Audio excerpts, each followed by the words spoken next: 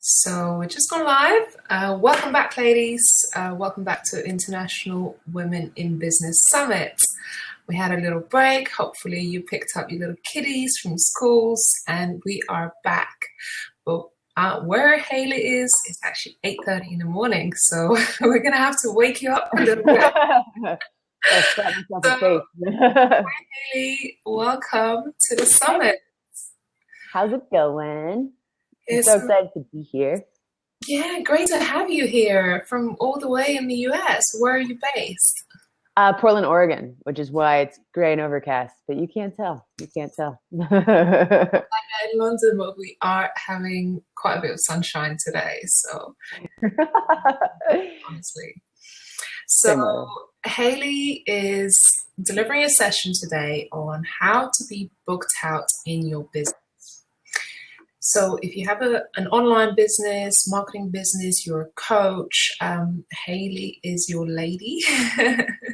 And she will be telling you all the secrets that you need to know about being booked out in your business. She's a CEO and a founder of Evolve and Succeed and how to be booked out. And she helps entrepreneurs and businesses around the world to be booked out on the internet. So Haley, welcome. Thanks for having me. I'm so stoked about helping everybody who's on the summit with this topic, because if you're selling services online, which I totally recommend, this is basically the easiest way for you to keep the focus and make sure that you don't have to struggle. Yeah. So ladies, if you're joining us live, I can see a lot of you are live right now. Make sure you drop a comment. Let us know where you're watching from. It's great to have you all. This will be an interactive session, so you can ask questions, and Haley will be delivering her subject here today. So Haley, where do we start with being booked out? Usually people ask me what that means, because it is not something that most people have heard about, or it's used usually with like salons. But being booked out basically means that all of the marketing that you're doing right now, whatever you're doing to try and make your business work, because most online businesses are like 75% marketing, which is a bummer because most people are good at something and it's usually not marketing. And what happens is that when it comes to your business, you're on social media, you're writing emails, you're writing your website, you're writing, your client emails, all of this adds up to your marketing. And whether if you're doing it efficiently and effectively, all of that should tie back. Being booked out is basically saying, all right, I'm only going to do the marketing actions that tie back to me being booked out months in advance with clients, because the other stuff is not important, right? Like, there's no point doing all the marketing when it's not going to get you clients. Like, that's just a waste of time, and you could be drinking mojitos instead. Could be on a beach enjoying yourself. Exactly. So what kind of services are we talking about here? So basically anybody who is delivering online, basically like designers, developers, coaches, virtual assistants, project managers, copywriters. Usually it's really talented ladies who do the job already, and they've done it in their day job or in their past. And they're like, no, thank you, corporate. I don't think I want to stay in my cubicle, 9 to 10 hours a day. I would much rather take this and get paid what it should be get paid, like, because we all know that women get underpaid in corporate. And so basically going and taking control of that, and then allows them to take control of their rates, their time, and also work from like a safe space from home. So, which is pretty rad.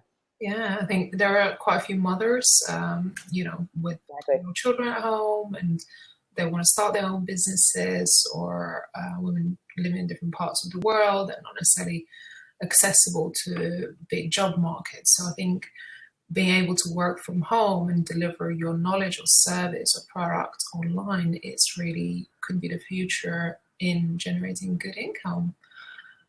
Yeah, the future is freelancers for sure, because most people are moving into that business model, which a lot of people identify as business owners, but it's a freelancing model. Like, you're selling services in exchange for money, which is awesome. And it's the simplest and easiest and most profitable like business model to get started with. So Yeah. highly recommend it if you're starting out. How long have you been doing it yourself? I think 5 or 6 years now. It's been a while. It's been internet. I'm internet a dinosaur, usual. But yeah, it's really rad and something that I really recommend, because most people Yeah, definitely. Most people want to move into taking control of their life, and then you have to take control of your business as the next step. How long is it taking you to kind of figure out a blueprint and all the ins and outs of how to get booked out? I mean, I'm sure you failed along the way many times before you figured out, right, this works.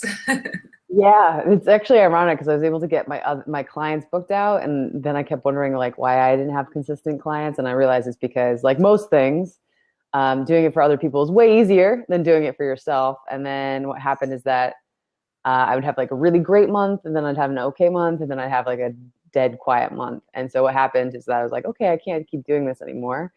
And so I kind of sat down and figured out what I needed to do and what I didn't need to do. And then I was like, all right, I'm going to apply this. So I applied it, and then I was booked out from there out. And then what happened is that from there out, I then applied it to my clients' businesses, the method that I'd already like based and outlined and structured. And based on the results, kept refining it and then improving it to make sure that they always got booked out. And then we turned it into a program because it was effective on like people doing it, taking it and applying it to themselves. Yep. Which is pretty rad. It's cool. It's like science, but for business. So where does one start? Do they need to have a program or product in place? Where do they, if someone just starting out, what do they need to do? So most people are selling the wrong services. Not in the sense that they're selling them for like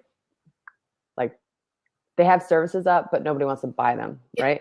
Or they have services up and everybody who is buying them are like high maintenance whiners, or they're selling their services and they're priced too low, but if they try to go above that, their clients will not pay them and they'll lose their clients. Mm-hmm. So like those three situations usually are indicators that their marketing is basic and that they need to advance their marketing to have more advanced client, like better clients, better rates, better control over their services and make it easier to sell them. So the first place is to say like what packages should you be selling, and not like should like ideal, but like which packages are going to actually sell themselves and each other. Yeah.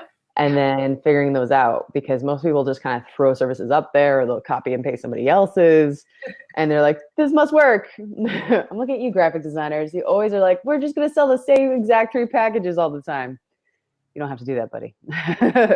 So I think it's really important that people start with their packages. That's the base of their marketing is what are you going to sell that people want to buy? Because part of my journey into becoming my own online business owner is that I started to experiment with different business models, different products, different services, and seeing like, life is really, really, really hard if you're trying to sell something that nobody wants to buy. Yeah. Okay. It could be a soul crushing, isn't it? Huh? It could be a soul crushing experience, really. Yeah. It shakes people's confidence. It makes them feel like they're not very good. And usually what happens is that these are amazing, talented people whose brains are gold, but the way that they are packaging, marketing makes and breaks everybody. So the way they are packaging their services makes it seem like they're not that, like the services aren't that great or their brain's not that special. And so instead of being like, I'm the Nordstrom of virtual assistants, or I'm the, I'm the Tesla of, I don't know, designers, they instead just pretend like I'm the Walmart. It's like, well, those are 2 very different marketing strategies. You notice at Walmart, Yeah. You can't have a Nordstrom company and then have Walmart's marketing. Like that's not going to work. Yeah, definitely. So in terms of charging and creating packages, how would you go about what kind of packages, or where do you price them at? The pricing depends on everybody. So like there's a formula for pricing that we give everybody to figure out their own. Usually when it comes to people the people in my audience have usually been undercharging. And so they need to start with doubling their rates because their rates are so low, they're not sustainable. Mm-hmm. And there's 2 different spectrums of things. Like some people go way too high with their rates, which is totally fine. Maybe it's sustainable, maybe it isn't. It's hard to tell on the back end because what happens is that, you can see somebody charging a really high amount for something, but you have no idea if they're selling that out. You have no idea if what they're saying is true. And then you have people charging way too low and then getting these really high maintenance clients who will even micromanage their invoices, even though they're only charging like, $3 an hour. So The pricing really depends on you and your industry and your experience level, because like most things, if you're new out of the gate, you need to charge lower. And then as you gain experience, your brain becomes more valuable. So your rates should be increasing every year, Yeah. even every 6 months, because you're just, the client work that you're doing is basically like an amazing data set that you just added to your brain computer. And basically your brain has now become smarter. It runs better. It's more efficient. Like people pay for expertise. Yeah. And that's So essentially that's what we packaging, isn't it? To sell our skills, our expertise, and knowledge. exactly. So, because when you think about it, services will always be needed. And there's never going to be a time where everybody's like, I've figured it all out. I don't need another person's brain on this, because like, I'm not good at accounting. I'm not good at development. I'm not good at spreadsheets. So I always am going to need other people to help me do that, because for me to sit down and learn all this self myself is going to take too much time, and it's going to distract me from moving forward. So like, you can try and learn all the things, or you can hire somebody to just keep moving forward. Yeah. Yeah. Amazing. So, in terms of building your waiting list, and you talk about having a waiting list before you get booked out. How do you go about that? So first thing, never call it a wait list, guys. All right, ladies, don't call it a wait list. Never, ever.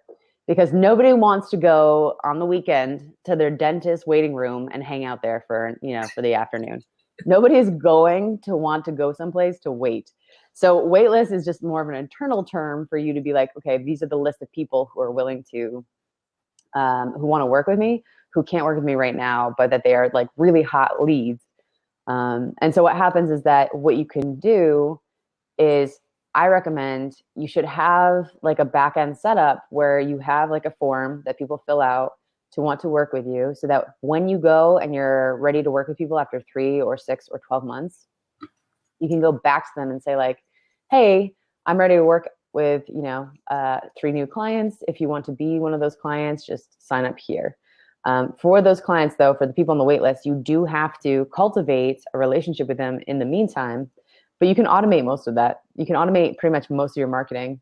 It's kind of cool. Like, instead of you having to go to like a networking event where you have to go and be awkward and do a whole bunch of soul killing small talk, instead you can send in a robot who will go and make those relationships for you and be you, but on a duplicate level and without you being there. So basically wait lists are like where you would send in the robots to develop those relationships, so that you don't have to worry about them forgetting it about you, or not wanting to work with you in 6 months. Yeah. Christina's saying that it's echoey. Do we feel echo sound? I can't hear it, but then maybe there is. Okay. I think what happens with the system, it kind of, as we talk, it evens it out. So just try and adjust your sound, and as we talk as well, it kind of smooths it all out. So hopefully there won't be too much echo. Right, it says slight echo. So what I'll do, Haley, when you talk, I'll sort of lower my volume down so the ladies can't hear in the background. I was just wondering if maybe muting myself when you were talking and then vice versa would help. Okay, could I don't be. know. Yeah. I turned your volume down a little bit, so hopefully it doesn't echo too much. So what do we need to have for building these relationships? So would you say a landing page, a website? What plays the biggest part in building that relationship with the clients? So really all of it, when it comes down to your business, what happens is that like when you have word of mouth referrals, so usually you get clients a few different ways. You can have word of mouth referrals. So people are like, hey, she's awesome, work with her. Or they could see you on social media. And so what happens is that when it comes to those two things, even if someone's referring you and saying like, she's awesome, you want to work with her. I've been doing this a lot lately because we're looking for a new Facebook ads person.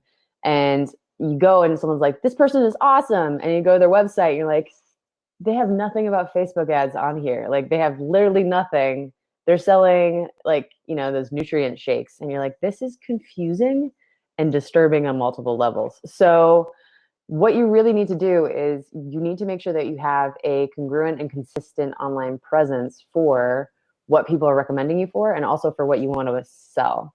Yes. Please, like, don't say you're a yoga teacher and then on your website have everything about how you're a tiger tamer. Like, that's confusing and it's a waste of everybody's time. Yeah. I hear the echo now. Can you hear an echo now? Yeah. I turned it right down. Well, hopefully, again, as we talk, it should just improve. Okay. So what happens is that when people are coming to your online marketing, they're checking out your website, they're checking out your packages, they're checking out, they're signing up to your newsletter. And so all of these things have to work together to take somebody from doesn't know you at all to feeling like they do know you and they can trust you, and that you're good at this thing that they've been referred to or that you've talked about, and then sign up to work with you. So a lot of the time when it comes to marketing, it's not just the outward stuff, it's the inward stuff as well of, like, you need to have everything be consistent and you need to make sure that it all works together. Does that answer the question? Sorry, I got a little bit distracted by the echo. That's okay. That's all right. I'm trying to mute my microphone and listen to you. I know, right? Sound and no problems. It'll be all right. I mean, I'm seeing a lot of like things like chatbots and automations playing a big part in driving the audience and kind of building those relationships. Do you use any of these, and do you recommend using some of these tools like chatbots and automations and stuff? So usually what happens with my clients is that they get booked out before our program's even over. And so they don't have time to implement things like chatbots. They don't have time to implement, like, they usually, all of them are like, hey, this is amazing, Halley, but I don't have time to like do the rest of your program because I've got so many freaking clients. Someone told me they call it the Money Faucet. So basically what happens is that when you are trying to get booked out as a service, and this is why I recommend it for people who are starting out, and then you can go and add in the chatbots, is that you basically just need 100 people in your online like audience. You need to be able to, like, 100 people that you know on social media in your newsletter. And that base of 100 people is enough for you to be booked out, because you're not selling courses, right? Like, you're not selling a $100 product where you need at least 100 people buying, which means that you need at least about 10,000 people on your list to create, a $2,000 income every month. But instead, what you want is 100 people on your list, 10 people, and 10 people might be enough to get you booked out for the year. So you actually are focusing more on creating value and, strengthening relationships one-on-one instead of doing tactics like chatbots. Okay, so basically having a higher level offering, but lower level in terms lower amount of customers. Would you say that would be the ideal way of being booked out? So your clients are more quality clients as opposed to doing a huge amount of them. Yeah, definitely. Clients don't need as many people in your audience, and they also have a higher conversion rate. So like, you're looking at a 2% conversion rate across your newsletter when you're selling a course or a program, like when you're selling something, a digital product, passive income. But when you are selling services online newsletter and your combined audience, actually it's 10% of a conversion rate. So it's easier to get people in the door. It's easier to charge really high prices compared to like a course would be. And it's easier for you to work with clients. So it's just, you need a smaller amount of people to make it work. You can charge a whole bunch more to make it viable. And you get to work with like a handful of clients that are really rad, and you're stabilizing your income for that. So it's just the most efficient way for you to move into working for yourself online. And how do you educate people how to work with you? You know, everyone delivers their service differently. People need to get to know you. So how do you educate your clients how to work with you? So I'm a big fan of launching. Launching makes people excited about working with you. Most people will put their services up on their like website and they're like, there, they'll lie in wait like a tiger trap till somebody stumbles upon them. Awesome, but nobody is because nobody cares. What you have to do then is instead use your content like emails, videos, live videos, social media to get people educated about why they should care and why they should spend some time learning about what you're doing. Because like, what problem are you really like solving for them? What results will you get them? And then what you want to think about is once you've done that, um, just forgot where I was. So Oh yeah, sorry. So then once you've done that and you've pushed them and you've educated them about why this is going to change their lives and how it's going to change their lives, then you get them excited about working with you because of the awesome results you get them, or you've gotten your past clients, because of how it's going to change their life, like specifically, about how this is an awesome opportunity to work with you, about what you're going to do that's going to be really amazing and take it off their plate. So how much time you're going to save them or money. And then you sell it to them. So you say, hey, you need to sign up now. Use things like scarcity and limitations, because the thing that I find the most confusing is that services are super limited. They're not like a course where you can you can sell 100 one day and 10,000 the next day. Services, you have a limited amount of time. We're all mortal and we all need to sleep at night. So you can only have so many clients. Sorry. So yes, the scarcity and a limited number of spots is always going to be true for services. Okay. And that's really important for you to understand, because once people know that you're not going to always be available to work with, then they start to value you higher.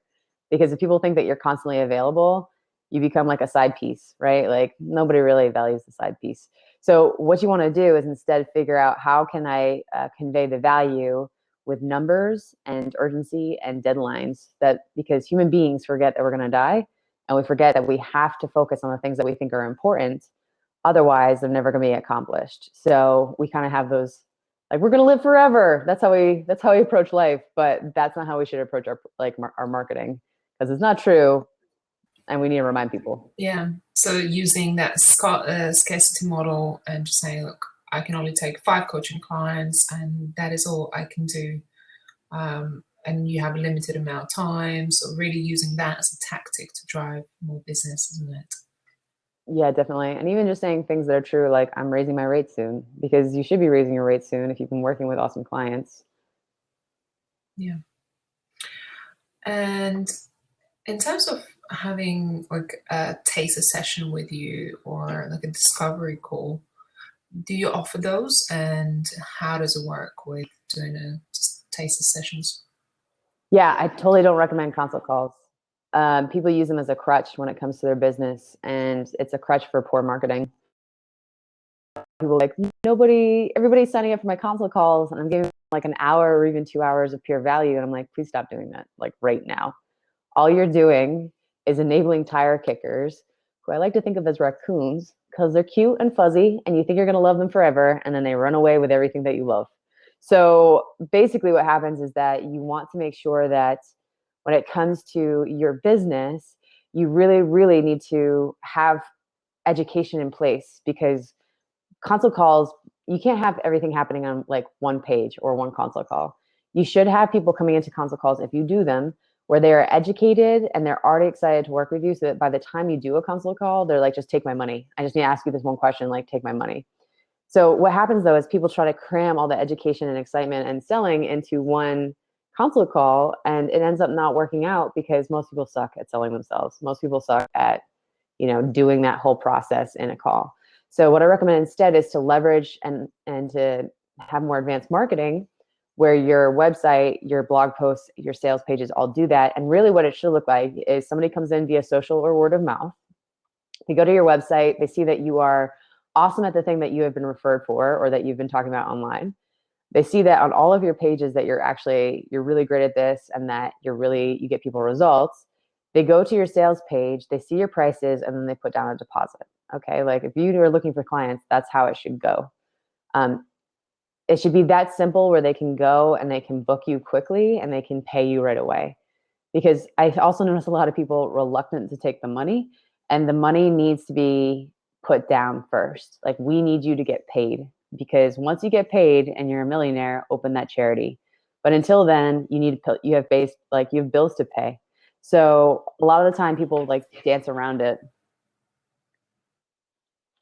to like try. Sorry. Perfect. Are you hearing yourself when I unmute? Yeah. Sorry about that. You think you're so sneaky, but I can yeah, just stay muted throughout, and ladies, you guys just ask the questions. it's a bummer because your interviewing style is amazing. Oh, I'm sorry about that. That's But okay. I can't hear you double. I'm sure some of the ladies probably can hear the echo, but again, I'll just try and turn the volume down. Ladies, if you have any questions, jump into the chat box and make sure you ask some questions from Haley. She's got incredible amount of experience and knowledge to share with you here. And I think launching your business, trying to sell your coaching services, this is a great way to actually get booked out. And Haley obviously been doing this for quite a few years, and I think your experience could really show us a way of how we can do it too. Yeah. What other tips could you what other tips could you share with the ladies here today? I mean, I could rant about this pretty much for the rest of my life because a lot of the time we do stuff that feels productive but it's really just busy work. Like consult calls feel like they're being productive, but they're actually busy work. And I was talking to somebody on our Facebook page a couple of days ago, and she's like, because I was saying like free, nobody values free. Like nobody gives a shit about free. Like they don't care about that consult call. They don't care. Like make people pay for your consult calls. Don't make them get in there for free so that they value it. Give away your value as free blog posts, as free videos, so that you can help more people on a bigger scale. Like that's a better way to create value for everyone and for your digital families. But basically, she's like, but I have people coming in for my free consult calls and I book like 9 out of 10. And then I have people referred in for free assessments and like they never book. And I'm like, okay, cool. But what are your workflows and what are your processes for that? Because that doesn't sound right. Like to me, that doesn't sound like you're doing an equal job of educating and exciting people.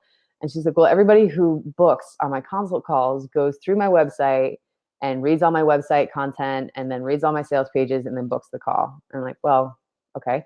And then the other people are referred by word of mouth and they directly book with me and they never sign up to work with me. And I'm like, well, clearly that is the issue then. You need to make sure that you are putting people into an education cycle first and like an excitement. You need to put them through a launch or a series of content first before you even get on the phone with them. Because what happens is that, again, she is like, that's a perfect case study and example of what happens when you are trying to sell on your consult call. You have to educate, excite, create value, and sell it versus having people do that automatically so that they weed themselves out. So by the time they get on the consult call, only the people who want to work with you are there. So super important to do the difference between those.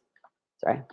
Yeah, I think it's much more effective, isn't it, when people already know about you, they already been through your email sequence, they already know your story, they understand your value, you've probably given them some free value already, whether in your blog posts or the downloadable or the follow-up emails. And like you said, they kind of wean themselves out if it's not suitable for them. So it's a win-win. No one wastes time and energy in that process, isn't it? Yeah, definitely. I also noticed that Christina asked a question about what you would say the most important fundamentals of marketing are, like the must-haves for successful business.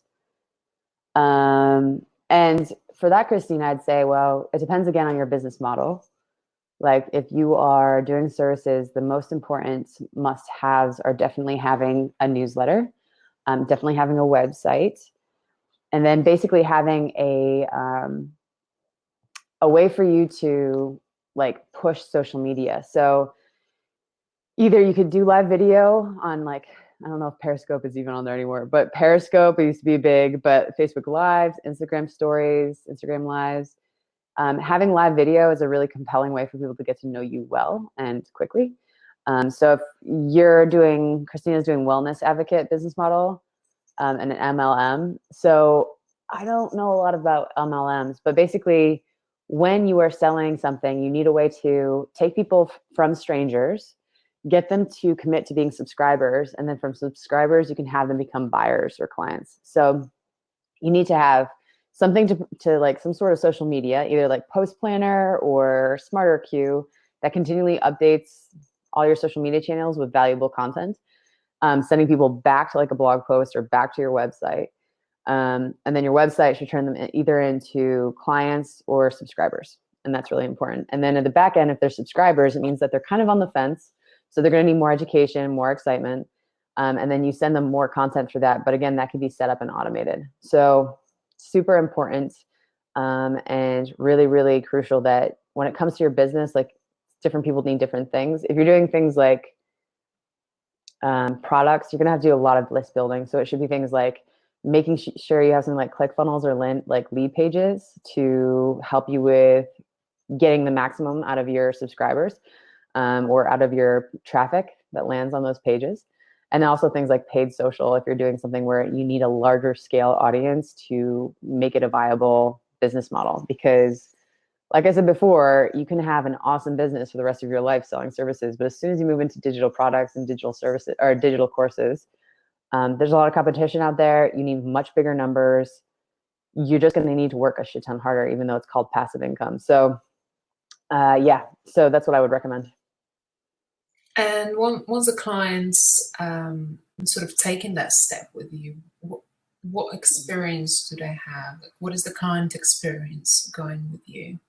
So it's about the warm up and the whole experience of discovering and learning about you. So now they have taken that leap of faith. What's next for them? So most of the time when it comes to this, people are like, I just got money from my client. That is fantastic. And now I will give you these services, which is great, right? Like if someone paid you to do a website and you gave them a website, you should be like, tick, done, happy client. Not usually. What happens with human beings, and it's a big part of marketing, is like, how are human beings consistently illogical in their decision making and in the way they operate? And the biggest thing is like this experiential marketing is that people remember feelings first and then facts. So you could give me $100 and I could turn it to $100,000, but if I don't make you feel like you've had an amazing experience from day one, you are still gonna not like recommend me. You are still gonna like not talk about how awesome I am, even though I might have gotten you amazing results.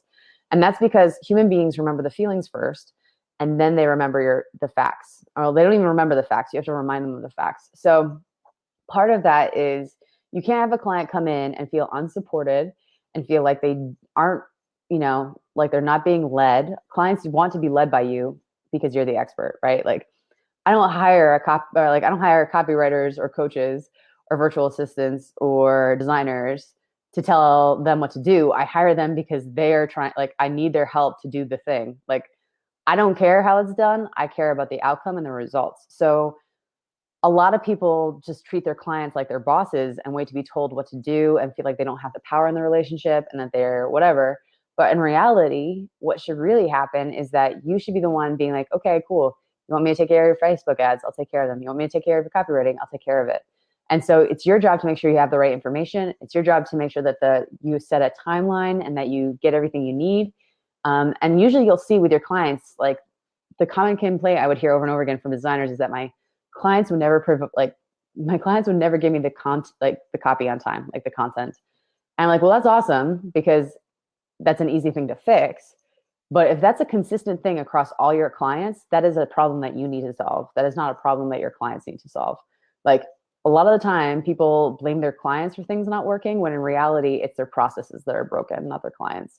So yeah, I mean, there are some broken clients, but basically at the end of the day, if you have your clients all not getting copied to you on time, then you need to figure out, okay, well, what information do they need to complete this successfully? And even if you give them a framework and they break it, at least they have broken it because they have, done the thing that they want to do. So if clients need to know that they need 4 paragraphs to have a about page, give them a framework to create 4 freaking paragraphs. Like this stuff is something that you need to think about to improve the process of working with you. And that's something that the clients will really appreciate. As an expert, you already know what the process will look like. And if you've done it many times, you kind of can prescribe it in a way from the get-go of knowing what your clients will be going through. Last year, I was teaching crowdfunding as crowdfunding success as a course. So that for me was, I knew what was coming next for them, and I could already prepare some of the stuff that they needed to do, because I already knew that from working with my previous clients that basically they will come to that challenge at that stage. And especially at the very end of the process, the fear kicks in, and Mm, that's normal. And how do you deal with that fear of, taking that next leap of faith? So I mm, think as us as experts, we should really know what clients will be experiencing on that journey as well. definitely, yeah. And that's something that a lot of people find is that like I love to be data oriented and logical as much as possible. And so I specifically tell everybody who's inside of our digital family, like, I don't do feelings. So if you need help with feelings, you need to talk to somebody else. And they get it because I've told them that enough times. But we have people who have come through Be Booked Out, and part of the thing, like the evolving part of Be Booked Out as a method and program, is like, here's the facts, here's the formulas, here's the templates, here's the strategies. Like, it's all laid out. Just pop it into the fields, and it'll take care of itself. And everybody's like, but I have feelings about this. And I'm like, all right, well, that makes me die a little on the inside. So we had to actually specifically create content, even though I didn't want to, because I didn't want to talk about feelings. We had to create content to address those feelings because they were obstacles for people moving forward and getting success and results. So a lot of time you might have to step outside your comfort zone to support your clients, but you got to support your clients. Christina says, do you believe in building a community of followers first and then converting them into clients? No, I don't actually, because a lot of the time what happens is people get so focused on audience building or follower building or list building that they don't make money, and you need to make money now. So I'm pretty sure the people that you hang out with already online, unless you're super, super brand new to online, in which case go join Facebook groups, go join Twitter chats, go join wherever your people are hanging out. You already know enough people to have clients. And so building a following, you could be just building a following of followers. Like, you're not necessarily building a following of clients. You're building you're just penis pump. I mean, it just makes you feel good, but it doesn't do much. So you really need to make sure that when it comes to it, you use what you have now to see what you can sell. Don't wait any longer, because this is crucial testing time, and you need to make sure that you figure out which services are viable with the influence you have already and the followers that you have already, or the social circle that you have already.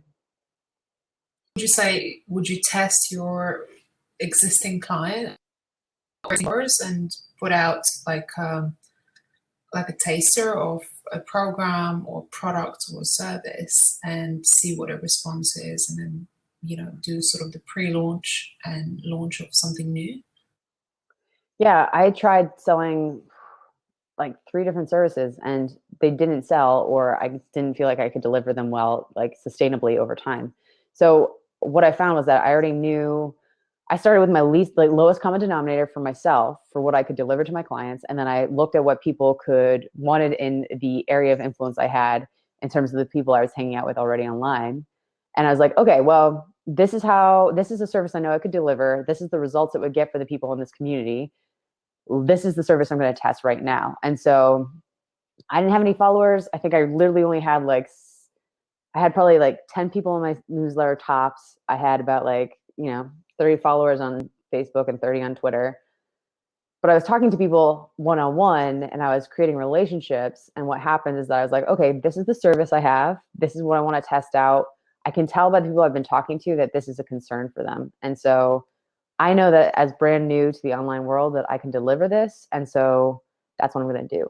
And so that's what I did. And I recommended it and then I put it out there, and I was able to book like 3 or 4 new clients within 24 hours. So you need to start with your lowest common denominator of what you can provide in terms of results, and also with what your existing community needs or wants. Wants is more important than needs. Say that. What they want. Yeah, I mean, people need things like people need toilet paper, but nobody gets really excited about buying toilet paper, and nobody would pay $500 for a roll, right? So like, you're capping yourself out when it comes to hitting people in their needs, whereas wants is more aspirational. And it's important to tap into people's wants, because that's what's going to get them the most momentum. And when you get your clients on momentum, then you can also roll that into getting them results. Whereas, you need to eat broccoli, like, you need to go to the gym, and that's a lot of energy that it takes to get you there. So if you had a service that was tapping into a need, it takes a lot of effort for your client to even show up and do it.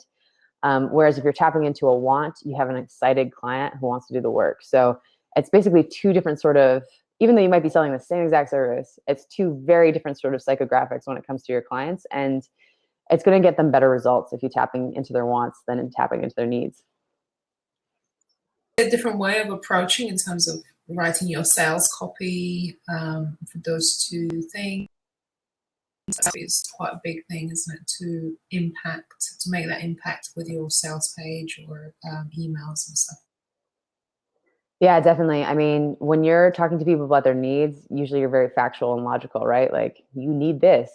But even if somebody needs it, it's like, yeah, I know that's logical, but again, humans are not logical. So what you want to be doing instead is saying, like, okay, you want to use emotive copy. And I don't mean like talking about feelings. I mean, you need to inspire feelings in people who are reading it, which means usually talking about specifics, because specifics will make people either get excited or go away. And that's what we want. We don't want any tire kickers. We don't want any of those sweet raccoons who we think are going to make amazing clients, but actually just steal our hearts. We want people who are going to actually take action. And so you really, really, really need to make sure that when you're tapping into the emotive copy, basically you're saying, okay, I'm going to be really specific about what it looks like in terms of what their struggle is now. Really going to be specific about what it's going to be like after they fix it. Tapping into the discomfort and the hopes and the dreams so that people get engaged. I mean, the tactics that you use for doing that are really just things that are like, they're usually like when you're going and doing English class, they're the same tactics that you had. And then, like, be specific, use imagery, like show, don't tell. And so those things help people to either connect with it or disconnect with it. And that's fine as long as people don't remain neutral about it. So your pricing will be sort of aspirational pricing, or because obviously you want to book out with fewer clients, but at higher end products, isn't it? So your product would be more of an aspirational. Not necessarily. I mean, our students and our clients have a whole different range of services and prices. So it's not necessarily the pricing being the highest out of your industry. It's instead saying, like, you would still want to use aspirations because people are aspiring to be better. People are aspiring to change their life around. But rather, it's not about just charging a shit ton. It's about increasing your rates and making sure that you're getting paid well to work with just a handful of clients. So that's sustainable. Really, this is all about sustainability, because service-based businesses, people burn out when they take on a shit ton of clients at low rates. So what is a sustainable rate of pricing and client numbers? And then making sure that the value is clearly conveyed. Because if you have a client who's come in without knowing the value, they just knew that they needed Facebook ads, or they just knew that they needed copywriting or coaching or virtual assistants. And so they're just doing it because they know they need it, but they don't necessarily want it, and they're not bought into the end goal or the end result.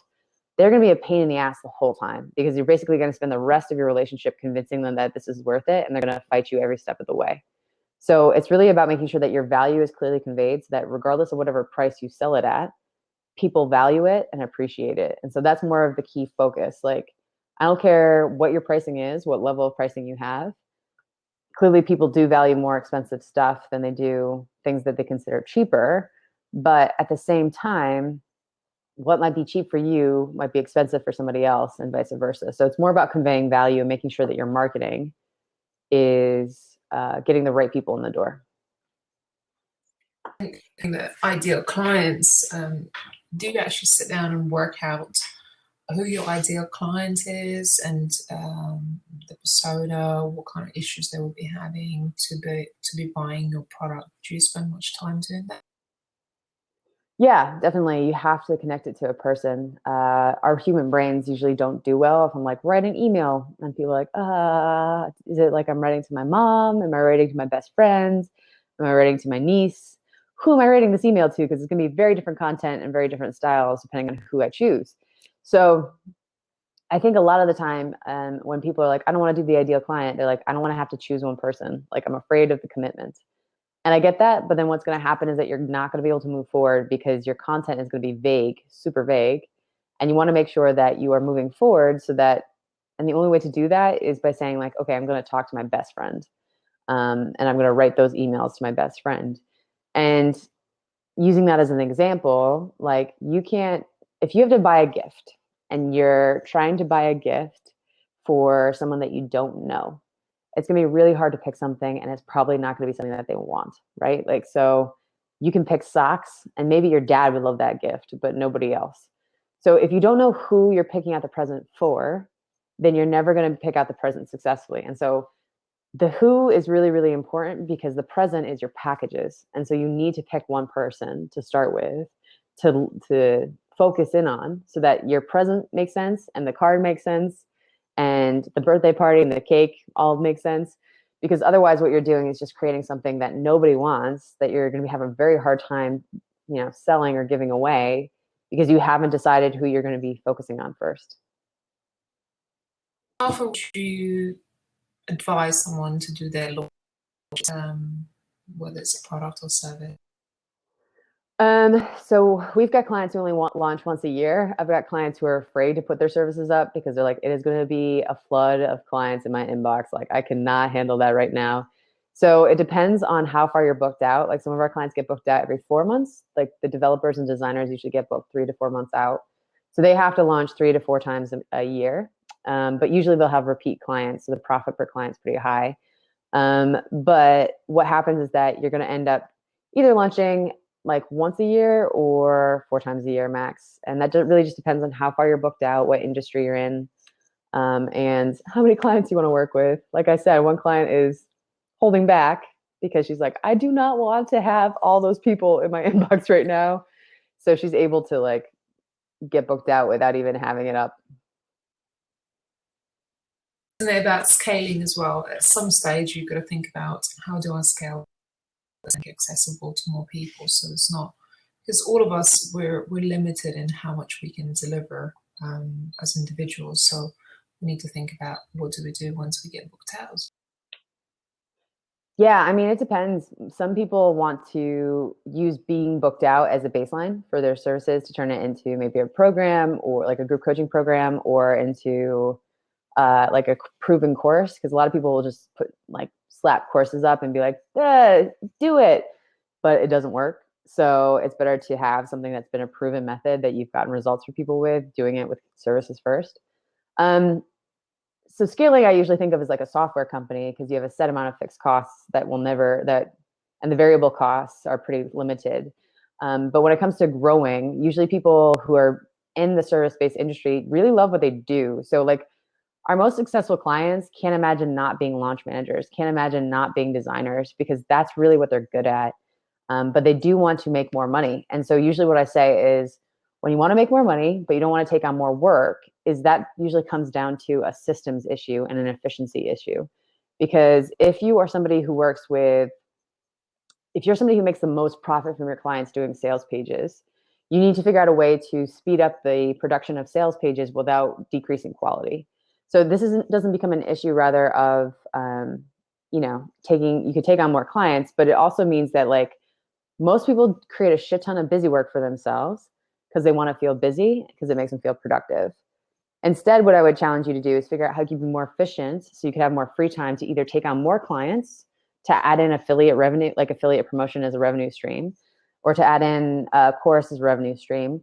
If you want to do agency, that's fine. But agency, like having an agency is kind of overrated for a lot of people because most people don't want to have to manage others. Like it takes a very specific type of person to love managing other people, which is awesome. And I think your brain is gold. But then the agency has the same problem as your freelancer. You need to be very specific about your outcome. You need to be very specific about your processes and your clients. So it's basically just taking like you going from a designer who focuses on logos and having a designing agency that focuses on logos. Like as an agency, I think you need to even get more specific in your services than as a freelancer. So you can do a whole bunch of things to grow your business, but what I caution people to do is figure out what their ideal lifestyle looks like in terms of income and including retirement. please save away for retirement, please. And have a savings account, because learn from my mistakes. And making sure that that income is taken care of before before trying out tackling that next thing. Because I've got a lot of people who are booked out and they're like, I need another challenge. I'm like, well, you can do. Is your retirement filled up before you start another business? Are your kids' college funds taken care of? Because when you're making good bank and you're using business as a way to like feel alive and challenged and filled with purpose, you're going to confuse an income stream with a life's purpose. And business is an income stream. So what I would recommend is getting a hobby and figuring out how you can increase your income through either efficiency and taking on more clients, or different revenue stream options out there. Having different revenue streams is a good idea. And if you are able to, do different services or products and build in, let's say, affiliates is a great way of earning more revenue without having to do all the hard legwork for every single client that you book. And we were speaking earlier today about having other people talk about what you do and being known in your industry as an expert, and being referred to by other people. So I think that's really good. Any other bits of advice that you can share from your experience? For sure. I mean, I could pretty much go on and rant about all this stuff forever. Is there any questions that I missed, though, in the chat that the ladies might have to answer? Because I don't want to leave you with all rants and no answers. There was one by Christina earlier. That was, what would you say are the most important fundamentals of marketing must-haves for successful business? Definitely email list or email marketing tool, an email list, sales pages, and then something that allows you definitely need sales pages and a website, and then something that allows you to continuously rotate your social media, your organic social media. But if you want to, you can go into paid social media. That's fine. Something to promote you to strangers online, and maybe even a CRM, a client relationship manager, which allows you to keep on top of follow up with your past clients. When you do your sales, do you do any webinars, or do you jump online a session to close those deals? Let's say with some warm clients that you. I have before, and I've done them without. You can do it just by emails alone. You can do it when social media, like text social media. You can use live webinars. You can use live video. It just depends on launching. Really depends on like how complicated you want to make it. It depends on you. Like if your strength is not writing, then definitely be on live video. If your strength is not, you need to be on live video a little bit at least, even if you're an introvert, which I know makes you terrified inside. But you need to like help people create a connection with you. So whichever is your strength. I mean, if you love writing cartoons and like you want to use cartoons to promote your social media business, by all means do that, because you need to do something a little bit different, and then a little bit creative, and also something that grabs people's attention. So if your medium is like, we've got one client who's an amazing course creator. She facilitates course creation, and she's also a DJ. So I've been encouraging her to like go ahead and, use those skills and intertwine them. Our amazing trademark lawyer, Takora Davis, she does rap videos about trademark law. There's some really cool ways for you to use your already existing strengths, which might be hobbies or might be like things that you like to do in your free time, and incorporate that into your business. Like I do stand-up comedy, and that's why we have a lot of humorous marketing stuff, because that's just my natural jam. So use those strengths that you've already got existing and incorporate them into your marketing, because it'll help you stand out by, using something that you're already good at. That's a brilliant bit of advice. Using what you already have, your strengths, to incorporate with your other business and sell. And I think that's definitely a key bit of advice for me. So ladies, we are looking to wrap up in the next 5 minutes or so. So make sure you drop your questions if you have any. And Haley, do you have a freebie to offer to our ladies today? Yeah, definitely. If you want to we have a 5-day challenge, which I will pop the URL into the chat, where you can go, and basically it'd be 5 days of me in your inbox ranting away. So if that seems like something you want to hear, there are swears. if that seems like something you want to basically get access to, I will pop the link in there and you can just click it and join us. It'll start on Monday. So if you're into that sort of thing and you want to learn how to be booked out, this is basically 5 days of me telling you what to do and what not to do. Any comedy? Can we expect any jokes? Yeah, there's actually, we do a whole drinking video where we go through the internet and look for circle jerk terms, which are terms that everybody uses that have literally zero effect in your marketing. So, if you hear every health coach talk about green juice now becomes crossed out in your mind as something that's like an interesting word. And so we do that with the internet, and I get drunk pretty fast. I want to ask you about your drunk webinars. Yeah, for sure. What they are, and just tell us some more. Okay. I had to take a break because my liver was hurting. But basically, drunk webinars were my way of figuring out how I wanted to do an interview series, but I didn't want it to be the same 5 questions that everybody gets asked all the time. So instead, what I did was say, okay, well, how do I get my guests? Because guests usually they're a little bit uptight. Most people find themselves a little bit self-conscious when they're on video. It's pretty rare not to.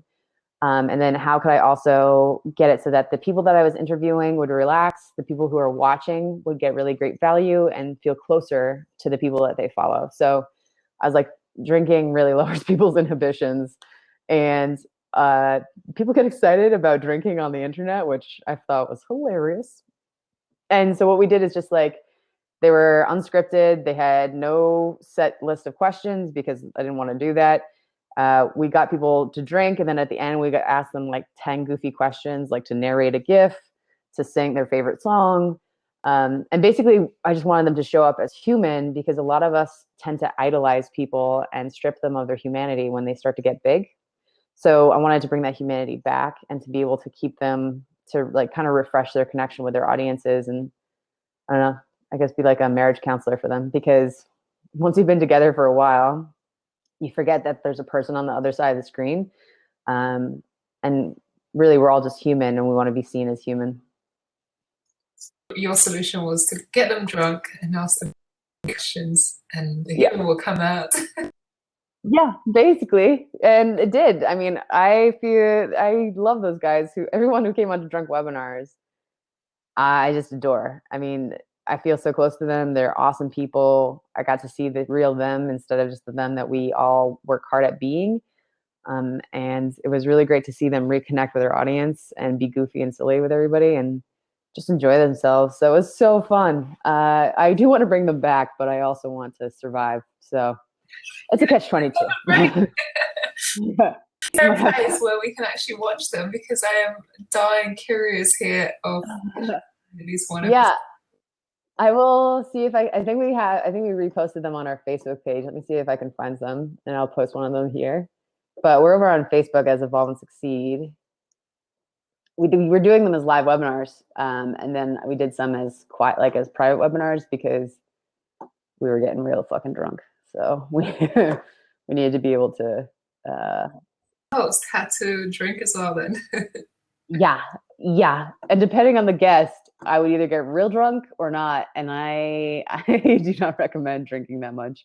I made the mistake of doing 4 in a row, or 4 like every day for a week, and oh man, that was terrifying. Let's see if I can find it. Hold on, I know we're at time. Oh, yeah, Maddie James, or Maddieology, she's fantastic. All right, here's Maddie's. And I'll pop in. We were debating with Yvonne earlier whether we should open a bottle of champagne to celebrate International Women's Day. Totally, you should. So I don't know whether our listeners would appreciate us being a little bit drunk on the screen. Oh yeah, I mean, I think it depends on how well people tolerate their drink. Yeah. Well, so here's we're not here to promote alcohol, but I thought that was absolutely hilarious, and I just had to ask you that because in your description, I know we wrote that you're a host of a drunk webinar, so I am. We've got to know what it is. It took off pretty quickly, and now unfortunately, I think I've got a bit of a reputation of being the internet's drunk, but That's fine. It's ironic because I never used to drink, and I just did it as a marketing tool to get people to relax. And now I've got this reputation, so whatever. So what's next for you, Haley? You can book out a snap of a finger. You've done drunk webinars. What's next for you in your career now? Yeah, so right now we are focusing on getting 1,000 women booked out this year and making sure that they are seen as the experts in their industry. So that's what we're focusing on currently by using our proven method of Be Booked Out and making that happen for them, because I'm really, really excited. The future is female and also freelancing, all the F's. And so it's really, really important for us to support that and to make sure that they've got sustainable businesses, because like I was mentioning before, the people who come in to Be Booked Out have tried courses, well, I haven't said this, but have tried courses, have tried multiple different business models. And really they're like, I actually just want to work 4 to 6 hours a day. And then I want to go and play with my kids for the other time. I want to be able to, or like, I want to hang out with my dog and I want to go do 3-day adventures, like road tripping adventures. Like their aspirations are to have a really satisfying life and high quality of life, and to get paid well. So it's not like they're trying to become the next online, face. They just want to be able to get paid well for what they do because they're good at it, and not have to deal with like office politics or racism or sexism in the office or any of that shit that happens when you go working with other humans every day. And so that's really a big key for them, is like high quality of life, being able to take control of their time and getting paid to do what they're good at. With the clients that you like, being able to choose clients who you work with, when you work with, is a true freedom of today's of today. And we are actually able to build these lives for ourselves now because technology is available. We can work from anywhere in the world. We can set ourselves up without having an office and without having employees. We can make that happen. And I think now more than ever, it's possible to build business out of nothing completely. Definitely. And the success rate is so high for people doing services that's why I get asked all the time on how to develop a course. I'm like, you really just need to start with services. So that's why we focus so much on service-based businesses, is because we want you to start a business online and we want it to be viable. And the most viable way right now is to do service-based businesses. Thank you so much. I really appreciate you being here, waking up early. Hopefully you're more awake now. I am a night owl, so that's why it's early. Yeah. And it's been such a pleasure to have you here today. Thank you for sharing your expertise. Really appreciate it. Thank you for having me. It's been so exciting to be a part of the summit. Yeah, it's been sort of building up to, and like I said, I can't believe we're actually here now. I know, right? It just happened. It was so quickly.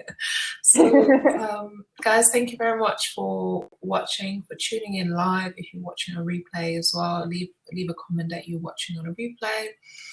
We're going to close the session shortly, but before we close, I just want to let you know that we are raising money for Best Beginnings charity that support young families, premature births, and mental health for early stage parenthood. So if you can, would really appreciate your donations.